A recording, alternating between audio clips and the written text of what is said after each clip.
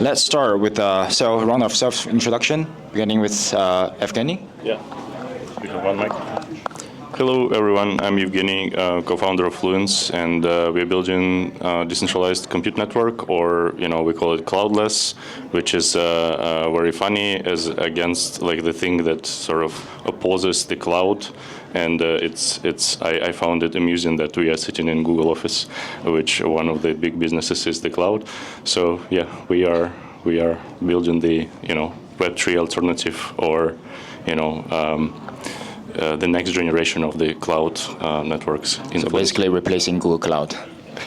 Well, I don't want to say replace in this office. Carry it off. I think the word's complement. Harry Grieve, co-founder of Gensyn. We're the machine learning intelligence network. We're networking together the resources required for machine intelligence to flourish alongside human intelligence, and we're starting with compute hardware. The two kind of core problems we solve are the verification of untrusted devices with respect to executing machine learning graphs, and secondly, the efficient sharding across a network of those devices of large neural networks. Yeah, I love what you guys are building. It's super cool. But at Aethir, we're building a decentralized GPU infrastructure layer. You can kind of think of us like a Google, right? Like a Google Cloud. The difference being we don't own any of the hardware that's contributed to our network. It's contributed by infrastructure partners from all over the world. We're a DePIN in that context, right? A decentralized physical infrastructure network. I think the big difference between our network and maybe other DePINs is that we don't aggregate any consumer equipment, for example. We don't aggregate gaming PCs or laptops. Everything committed to our network is enterprise-grade equipment sitting in data centers connected through enterprise-grade network infrastructure. And that gives us a pretty unique advantage over other distributed hardware networks in that we're really able to meet the SLAs and the kind of enterprise requirements needed to scale AI in a way that makes sense for those businesses.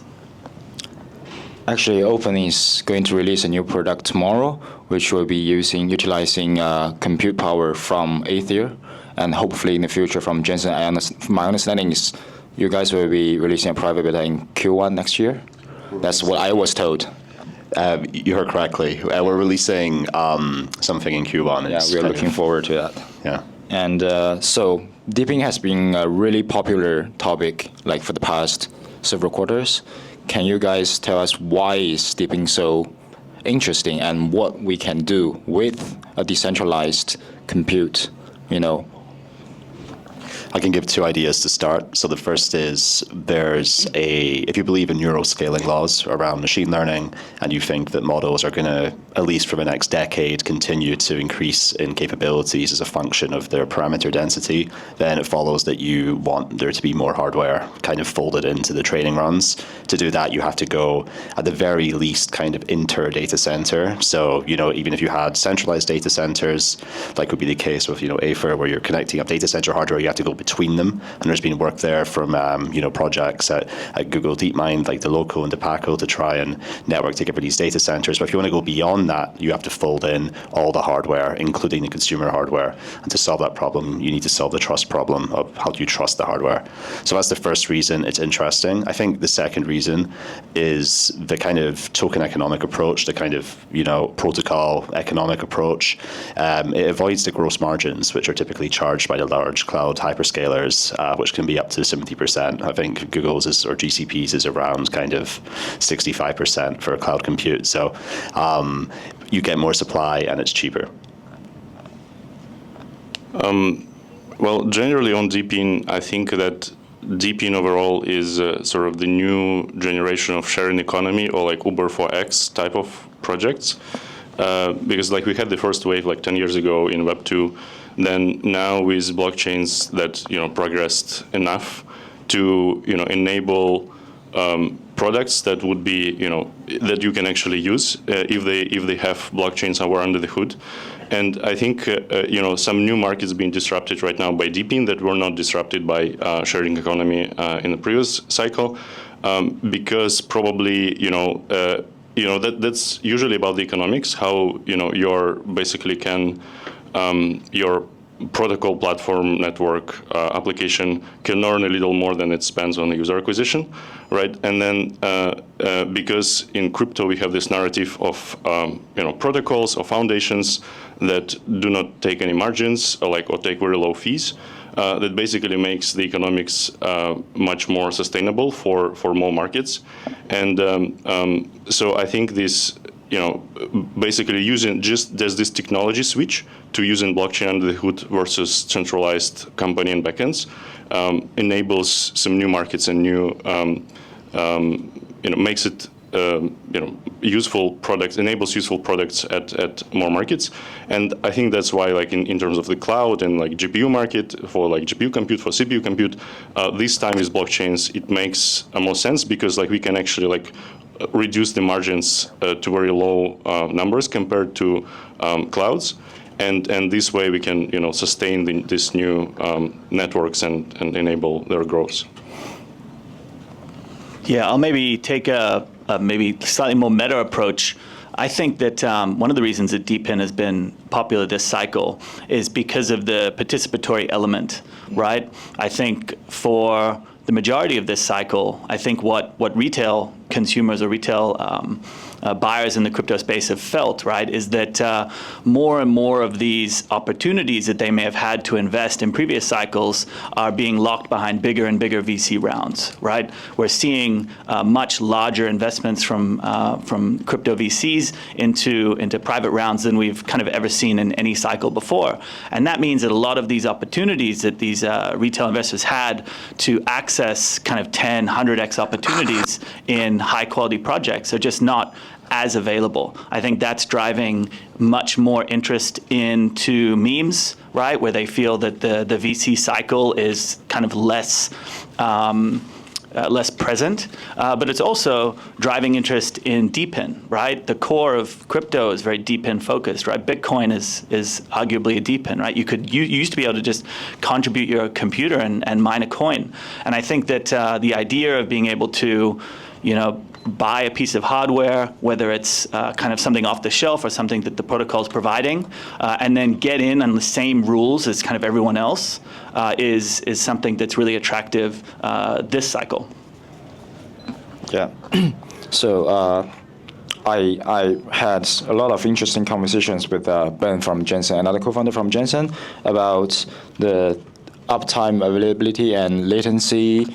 And when it comes to decentralized compute, I guess the same question goes to Mark as well. Do we have any solutions, since the last conference? Did we actually make any progress on that front to resolve, the overhead between decentralized compute? I think, I don't know when the last conference was, but assuming it's kind of in the last quarter, I think there's probably one interesting example, which would be the work from Prime Intellect doing OpenDeLoco, which took the DeLoco research from Google DeepMind and scaled it up by roughly a factor of 3, and showed that essentially across data center hardware, so I think it was H100s or A100s, you could achieve essentially the same level of convergence as you would achieve in a centralized setting. The kind of trick was that by compressing the gradient updates between all the devices during things like the all reduce, you were able to essentially achieve much lower network overhead. So that's an example of there being an advance with respect to specifically training, number one, and number two, reducing the network overhead. I think the latency kind of question, as it pertains to inference, is still a bit of a kind of unsolved, factor, in the sense of if you want super fast inference and you're on a decentralized network, you have to do at least 3 things. Firstly, you have to stagger the verification behind the inference call. You can't gate it behind the inference. Behind the verification, rather, otherwise it'll just be too slow. The second piece is, with inference, it depends on kind of what you're comparing it to. If you're comparing it against someone running OLAM on their laptop, it's just so hard to beat if you're going over the internet. So you kind of have to look at what you're competing against. And the third and final thing is a lot more people are adopting the kind of confidential compute architecture of NVIDIA with the Blackwell and Hopper architecture. The benefit of that is, with a small penalty to inference speed, you're able to access decentralized and untrusted devices for inference and take advantage of the cores on the device. So those are kind of like three broad pieces to do with inference. I don't know if you guys would, yeah. Yeah, I mean, one just really obvious and easy way to kind of avoid the challenges of decentralized compute is by not really even doing the compute in a decentralized way, right? One thing that I think people forget sometimes is that just because, for example, Aethir is a decentralized compute network, that doesn't mean there aren't co-located clusters within our ecosystem, right? So you can still access compute in kind of a decentralized way and achieve the same results as you would within a hyperscaler or a centralized solution. And I think that's still necessary for the vast majority of the AI workloads out there. But yeah, we need teams like Gensyn for Aethir to overcome that next technical step and unlock the true power of decentralized compute. That's very interesting, because how do we prevent the risk of data privacy? How do we preserve data privacy? I guess Evgeny. Yeah, I think like if we think there's a bunch of sort of ways to solutions for the privacy. One of the ways that people have been working on like all kind of encryption, right? Data encryption of data, fully homomorphic encryption, which is like great, and other types. And then it actually makes computation so much lower. And it's been a lot of progress in this space in the last 10 years, but it's still much behind if you compare it to just native compute.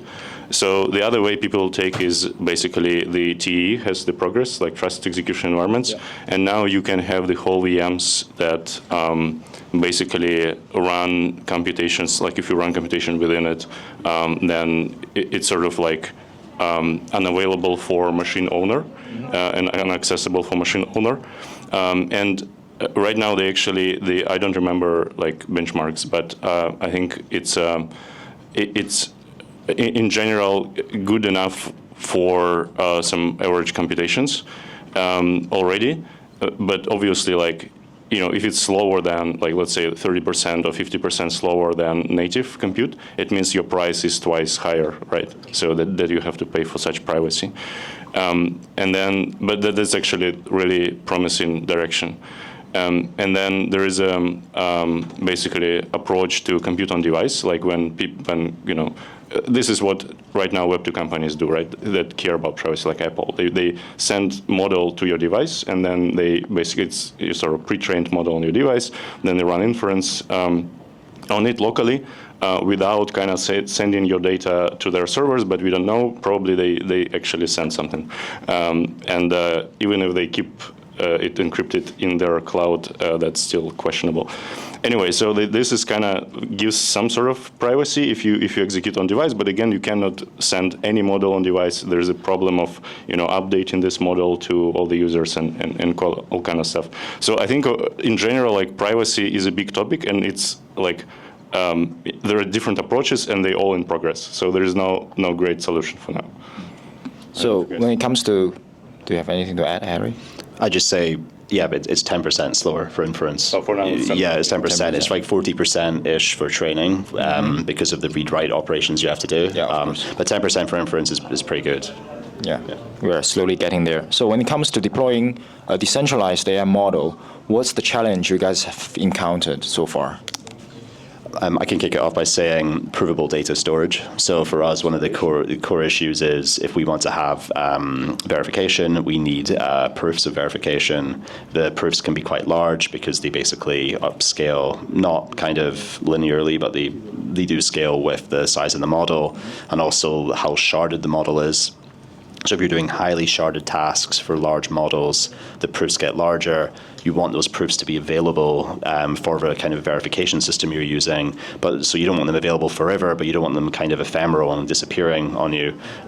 So for that, you need provable data availability. Companies like Celestia, or I should say protocols like Celestia and Arweave and stuff have tried this in the past. There were none that actually filled our mandate, so we had to build our own POAV, provable data availability sub-protocol in the Gensyn layer 1, which was a large headache. So, yeah. Yeah, I can, like, on the data side, the only thought, I would just want to add is that, sometimes it's also important not to, over-optimize to decentralization, right? So actually, like, it's good to have security and decentralization on multiple layers, but sometimes it's fine, like, if data comes from centralized storage, if it's sort of like, if it solves the use case, then that's okay. Because like we cannot solve all the problems at the same time. Like if you at least make a verifiable compute, that's already a great achievement, right? So yeah. It's like a divide and conquer technique. Yeah, I'll kind of piggyback on that because I think one of the hardest things to do within the DePIN or the decentralized hardware space is create truly permissionless networks, right? Because we do have these requirements for customers on one side of the marketplace, and if we have this kind of really permissionless onboarding and offboarding and a kind of an ecosystem where it's quite difficult to guarantee a quality of service or a type of service to a customer for an extended period of time, that becomes quite tricky. And then obviously you have a token, right? Or at least in Aethir's case, you have a token, and that token is used to subsidize and incentivize certain behaviors in the network. But again, if you are too permissionless, people come in and farm your token. There's arbitrage opportunities. It's just a difficult nut to crack in a truly decentralized way, and I don't think anyone has a great solution for that yet. But it's something that I think we're going to be working on for quite a while. Is data a problem for decentralized AI training? Could you refine the question more? So we all know all those AI models require a large amount of data to, at least get started, or for the later pre-training or fine training. Where do we acquire all those data? I think it's going to be a big problem because nowadays all the content we see online, they are like 50% AI generated. Is that going to be a problem for us? Yeah, I think you can suffer like the kind of mode collapse thing. You saw that with GANs, et cetera, when you were training them, and the more kind of artificial or the more identical in the kind of feature space the data was, it would lead to poorer outcomes. I think that's definitely a problem, and the internet will reach a tipping point where it no longer becomes useful. You could solve for it in three ways. If you believe that synthetic data is suitably different, if you kind of noise it with sort of just stochastic noise, then the jury's out on that, in my opinion. Then that's one way of making it last a little bit longer, because you could just, create synthetic internet data. The second is if you fold in more data from the which currently exists but hasn't actually been looped into training runs. That would be like the kind of long tail sensor data from around the world. Also lots of data which sits on people's devices which hasn't been folded in. That's the second piece. There's a third piece where we're about to enter an era where there's an entirely new kind of genre of data which is going to be unlocked, which comes from brain-machine interfaces. And, the sensor is like the human, and the human sees things, and the brain waves can be read, and the brain waves can encode information, and you can put that information through a transformer architecture and draw insights about the kind of features in there. That's very interesting to us. I think that's Neuralink.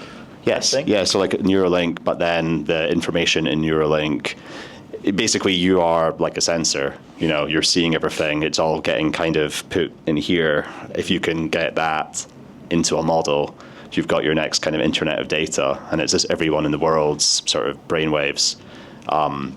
That's exciting. In the next 10 years, we think that will be the kind of next frontier of data that can be modeled on. Not right now, though. So I think we're kind of stuck with the long-tail sensor data that currently exists or synthetic data on top of the internet. Yeah, and actually that's a very great point. And the thing is, the advantage right now in hands of big corporations like big tech and OpenAI, they have a lot of data already, like from their audiences. They keep collecting it, and they are much ahead, right? Versus like open source sources of data. That's why we actually need more DePIN projects that focus on labeling data, on collecting data, crowdsourcing data. DePIN projects with some custom devices that aggregate data, but they should be DePIN, not corporations. Otherwise, they just sell it. They just sell it to it. It's two different business models basically. Like if you build a corporation, you are you're interested to sell it to Google and Apple and others. If you build a DePIN network, then you're interested to basically making it available to the AI projects. I like that that comment you made at about some point in time the internet almost becoming not useful, right? I think that we're going to be in we're going to rapidly experience that within the crypto space within the next kind of maybe 1 to 3 months. I think the current very immediate trend in AI agents in crypto is something that is going to explode in a number of different ways very, very quickly, right? We're rapidly entering this kind of post-complexity space with crypto where all of the UX that we've been complaining about for the last 10 years is going to disappear, right? Very, very simple agents can navigate that ecosystem incredibly easily, right? We already have a large number of these agents that are capable of launching tokens, interacting with social media, right? And this abstraction away of the complexity is going to result in a huge amount of really shitty noise, right, or pollution on chain, right? A huge number of these, crappy agents are going to be launched. They're going to be generating vanity metrics that are relevant to the different ways we pass information and try and measure success on chain. They're going to be trading shitcoins with each other, right? They're going to be linked up to social media. There's going to be this absolute Cambrian explosion of kind of crappy information that is going to blanket all of the different spaces that we interact with in crypto that I think is going to be pretty challenging for the space to navigate for at least a period of time. I don't know if there are ways to kind of pass out the noise yet, but I think it's going to be it's going to be a wild ride. Okay, let's welcome Jeremy from Hyperbolic. Late to the party. So sorry, I was speaking at another conference, so. Not traffic? Not blaming traffic? In a way. Yeah, we always blame traffic, yeah. Did you take a motorbike? No, lesson learned. Next time we'll do it for sure. Okay. Why don't you introduce yourself to us? Yes. So hi everyone. My name is Jeremy Hazan. I'm leading business operations at Hyperbolic. So at Hyperbolic, we're basically focalizing on building decentralized AI infrastructure, focalizing on two core products. The first one being a GPU marketplace, connecting suppliers of compute with demand side, and on top of this, building an AI services layer. So for now, we're building inference. In the future, we're going to be also adding fine-tuning services. And we're also focalizing on a couple goals, such as verification mechanism in order to verify and trust third-party nodes in the network. And eventually, we created our own mechanism for this called proof of sampling. And eventually, third one being, privacy and decentralized AI. And so we're utilizing in other words, like confidential computing on top of the NVIDIA machines to offer this, to users. So in short, another Google killer. Yeah, it's a perfect place actually to talk about Hyperbolic. Yeah. So what's your take on the current trend in decentralized AI? Yeah, so I think that there are a lot of interesting things happening in decentralized AI at the moment. So, where Web3 is playing a very interesting role, and it has always been playing a very interesting role, is around supply. So we're, thanks to Web3 and crypto economic incentives, we're able to actually make compute more accessible, more affordable for everyone. We're able, compared to centralized platforms, to offer prices that are unbeatable and that are very, very interesting for any kind of demand side, whether it's developers, researchers, AI startups that are trying to get started and are trying, to scale their compute needs to actually make it happen. So I think this is a very interesting thing. Then there's also obviously everything happening around the data side. We're more focalizing on compute, but there are a lot of amazing companies like Vana, for instance, which is focalizing on user-owned data, which I think is something that's prevalent to decentralized AI, and I think it's sort of good to have a mix and match of all of those companies, and it's building sort of in a way the strong ecosystem that we're trying to build, and we're seeing growing more and more in the AI. So yeah, I would say this is sort of the interesting trend that I'm seeing right now. Yeah, we went through the topic on privacy while you were not here. What's your take on data privacy when it comes to decentralized, like inference? Yeah, for sure. I mean, this is, as I mentioned briefly, this is something we're taking very, very seriously at Hyperbolic. It's, as I mentioned briefly, like our goal number 3. So it's basically, we're utilizing TEs. We've been basically, very interested in this since the beginning of our project, and extremely excited about it as well because NVIDIA actually confirmed that they're developing confidential computing for all of their chips, not only H100, so it's going to be for consumer-grade chips, 3090s, 4090s, etc., all the way to like the enterprise-grade ones, so basically all of the ones that are providing.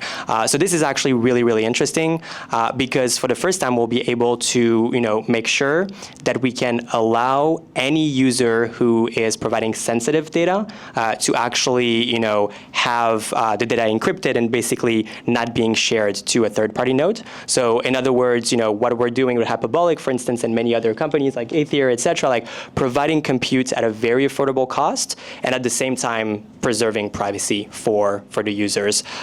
So yeah, very, very excited about this. I'm just curious about how affordable it's going to be. Because I know the price list on Google Web, Google Cloud. Yes. I mean, it's roughly around $3,000 per month for 800. You mean per hour? Per month. Per month. Not per hour, definitely not per month. Oh, per month. Okay, okay. Yes. So Aethir, I think it's less than $1,000 last time I checked. And then how about Hyperbolic? Yeah, so what we're doing is we're providing like, Oh, you don't know the price at all? No. I'm working on this. Yes, Yeah. yes. Okay. So Is it cheaper than $1,000 per month? So Just say yes.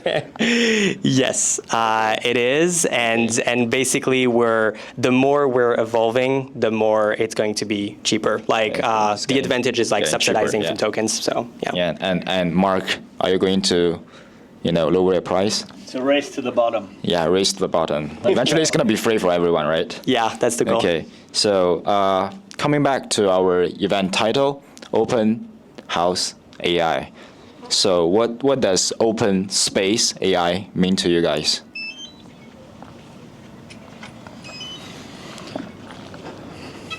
I sometimes struggle to define kind of open AI or decentralized AI, and I kind of find that the easiest way to kind of think about it is just like what is the opposite of centralized AI, right? At the moment, the biggest AI companies building large centralized language models in kind of largely profit-driven enterprises where the outcome of that building is not always something that best represents the needs or the wants of the broader sort of population, right? I think the opportunity for decentralized AI is to be building outside of the framework of just a big profit-led entity, hopefully with the intent to create a greater diversity of kind of output and something that maybe reflects the needs and the requirements of kind of society, of that culture, better than what you'd see in a centralized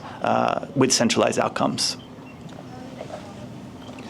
I think when I think of the word open, I think of open source, and it needs to be open source at 3 different levels. So the first is the framework level. So the way you train a model has to be done in a way which isn't proprietary. Secondly, there's the kind of entity or regime which enables the training. It should arguably be peer-to-peer as much as possible, or if it's in one location and kind of centralized, it needs to be transparent, which typically the two don't go hand in hand. And then the third and final piece is at the hardware level itself, it should be open. So a lot of the kind of CUDA technology is proprietary, like the kind of CUDA TensorFloats, etc. The data types are proprietary. You can try and reverse engineer them, but you'll have a hard time doing it. So I think all those levels need to be kind of open source or open, or at the very minimum kind of transparent. And if that's true, then I think it results in a liberty for machines and for humans. And I think I would ultimately define it with that word liberty. Yeah, I would add that control is a big marker of centralization, right? And if you think of OpenAI, I would think that some sort of decentralized control of models and their execution and how they, basically the governance of models is something that we need.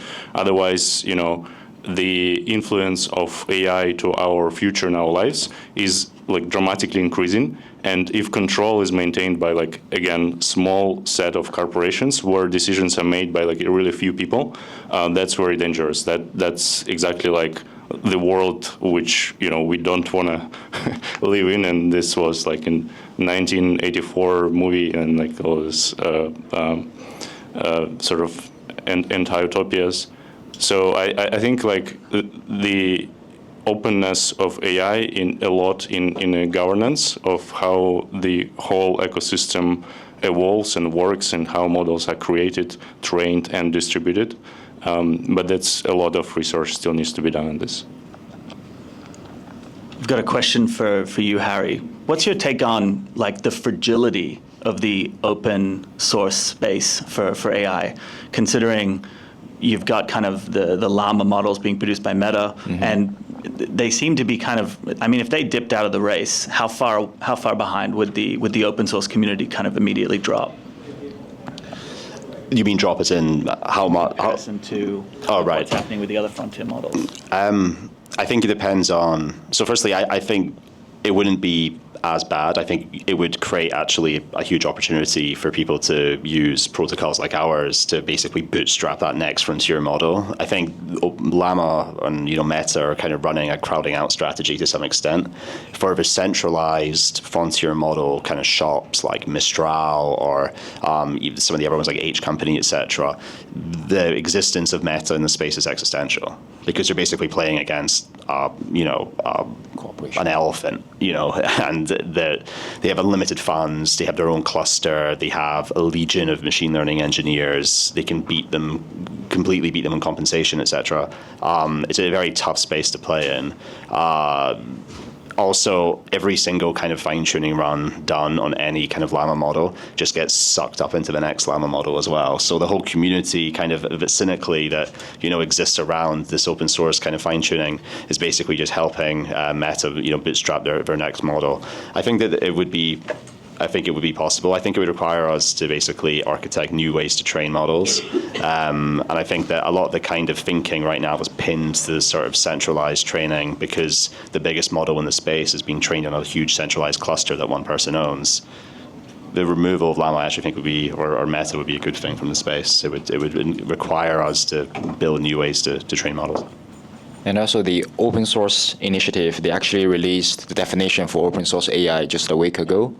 I think it was a pretty interesting definition because it rules out Llama. They claim that Llama is actually not an open source AI model because the whole process of training it from scratch is not transparent. They never disclose the data set they've used, and their license is also very restrictive. And hopefully we will see more foundation models that are fully open without any restrictions, when it comes to license. It's a hot take, but I think you can be properly open source if you have a license associated with it. You have all the kind of copyleft, copyright. I think there's an interesting license called do whatever the fuck you want. Yeah. I think I prefer the kind of cypherpunk manifesto of if you can consume it, it's yours. Kind of more like the Pirate Bay approach, as opposed to the you have to fucking tick a button on Hugging Face to access it. It's ridiculous. Yeah, and also from Open's perspective, we just released a data set including all the quality Web3 data curated by us on Hugging Face. So hopefully developers can leverage that to fine-tune their model. And that's it for this panel. Do we have any questions from the audience? No questions from Google, please. I think they're not even in this room now. Yeah, let's kill them secretly. Have we invited them? Okay. It was a good topic, good panel. Thanks everyone for joining us, and let's proceed to the next one. Should we?